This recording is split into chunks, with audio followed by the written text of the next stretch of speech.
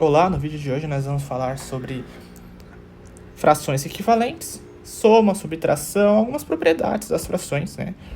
Para explicar certinho para vocês como funciona. Vamos começar sobre as frações equivalentes. O que é uma fração equivalente? Imagina que você tem duas frações, tipo 1 sobre 2 e 2 sobre 4, e você não sabe se elas de fato equivalem ao mesmo número real. Uma fração equivalente, esses dois números são iguais, então praticamente isso se equivale. Mas como que você percebe isso? Por exemplo, o 2 sobre 4 é equivalente, né, a... 2 sobre 4 é equivalente a 1 sobre 2 vezes 2 sobre 2. O que é esse 2 sobre 2? 2 sobre 2 é o 1, que na matemática, nesse caso, na multiplicação, a gente chama de elemento neutro.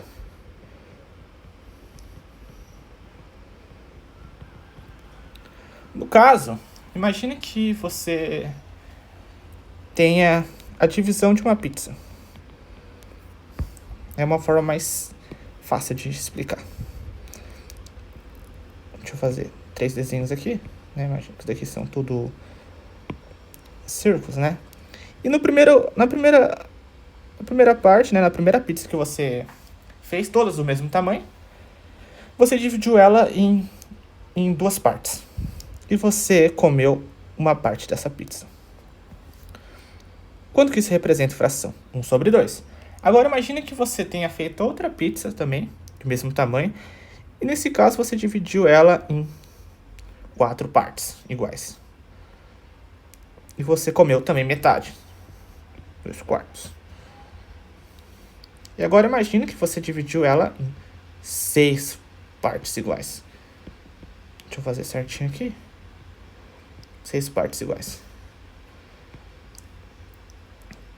E você comeu 3 de 6. Você percebe que você continuou comendo metade da pizza.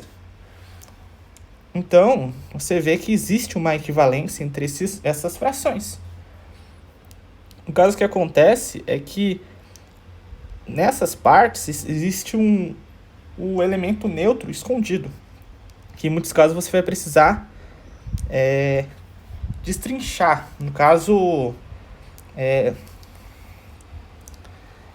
descompactar essa função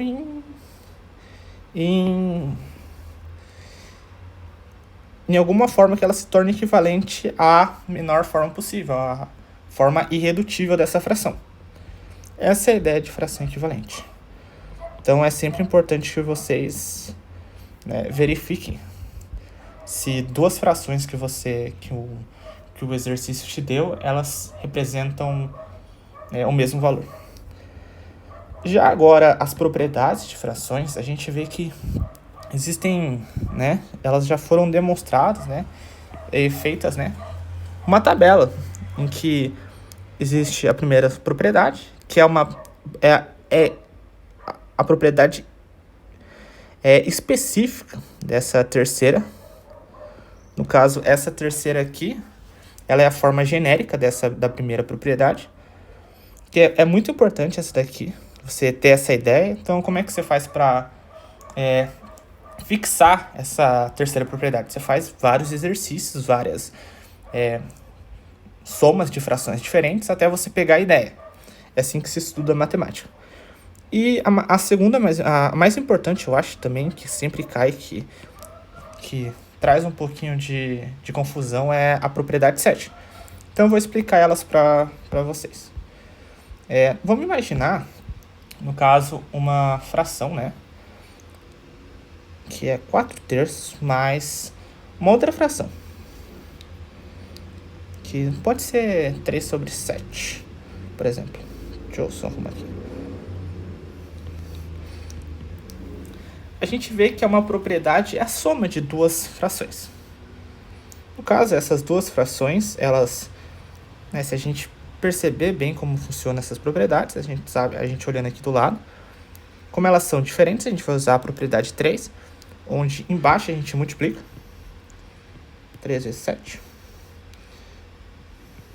Em cima a gente pode fazer, né, a multiplicação cruzada, onde a gente faz A vezes D, que é 4 vezes 7, mais 3 vezes 3, né, que é C vezes B.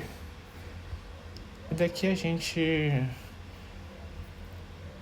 obtém, né, 28 mais 9 sobre 21, 30, vai ficar, acho que é 37, né, sobre 21, isso mesmo. E essa é uma das propriedades, né, você pode pensar, né, são bases diferentes, o que eu faço? Multiplico as duas para ter a mesma base, então sempre que você vê que são bases diferentes de soma de frações, coloca, né, a mesma base para elas, então faz a multiplicação dessas duas e sempre multiplica pelo cruzado. Ou, né, você pode ter aquela ideia do elemento neutro ali nas frações equivalentes, tentar escrever elas de forma igual. Então você vai pegar a mesma base, né, vai colocar 21.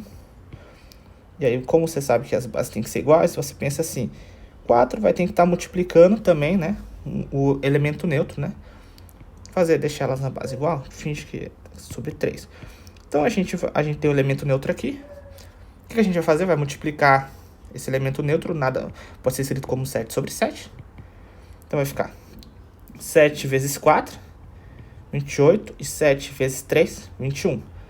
Mesma coisa que a gente faz para a outra fração, 3 sobre 7.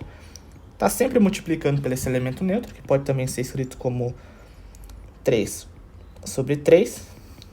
E aí vai ficar 9 sobre 21. E aí, bases iguais, né? A gente mantém e soma só o numerador. O numerador é a parte de cima, tá? Da fração. Numerador. E a parte de baixo, né? Numerador. E a parte de baixo é o denominador.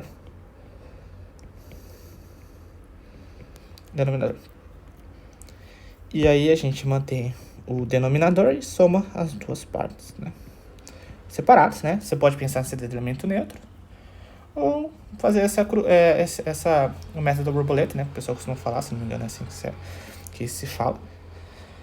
Que você multiplica cruzado a parte de cima e embaixo você multiplica os denominadores. Uma outra importante, né, é a propriedade 7, que eu já havia mencionado, que é a divisão de duas frações distintas, né? Um caso que às vezes as pessoas têm mais dificuldade é, por exemplo, a gente pega A sobre B, né, dividido por C sobre D. A gente viu que aqui, né, naquela propriedade, o que vai acontecer? Vai ficar, a primeira se mantém e a segunda, né, no caso, você vai multiplicar pelo inverso somente se for diferente de zero. Vale essa restrição, né? Então, muitas vezes a gente não escreve. Na prática, os exercícios não mostram dessa forma, assim, pra você. Então, muitas vezes vai estar, tipo assim, né, sobre D. Aí você mantém a primeira, né, e multiplica pelo inverso da segunda. Porém, em muitos casos, né, vamos trabalhar com exemplos para mostrar. Tipo, a gente tem 4/3, né, dividido por 1 sobre 3. A gente viu que a primeira se mantém, 4/3, né, a primeira fração. E a segunda multiplica pelo inverso, né? Aqui a gente pode simplificar. Simplificar é o quê? Pegar a parte de cima e embaixo e dividir pelo mesmo número, né? 1 sobre 3, 1 sobre 3, né? E a gente multiplica, né? Eles vão se cortar, né? Essas duas vão se cortar e aí sobra 4. Ou, né? Imagina agora que essa nossa fração, ela tem um denominador igual a 1. Que em alguns casos, né? Daqui é o denominador e a gente imagina. Então, em vez de estar o 3, a gente tem assim. Tem dessa forma. A gente substitui o 3 por 1, que agora é o nosso denominador. Em muitos casos, a gente escreve dessa forma, vai acabar escrevendo assim. Que, no caso, o nosso B é igual a 1, a gente tem que prestar bastante atenção e ver que é a fração onde o denominador é igual a 1 E aí a gente deixa o 4 aqui, né? Mantém essa primeira fração. Multiplica pelo inverso. E a gente obtém, né, a resposta. Então, é bem importante que você mantenha, porque ela às vezes pode estar escrito dessa forma. E aí gera um pouquinho de confusão. E é aconselhável que vocês façam outros exemplos, né? Para ir praticando e treinando.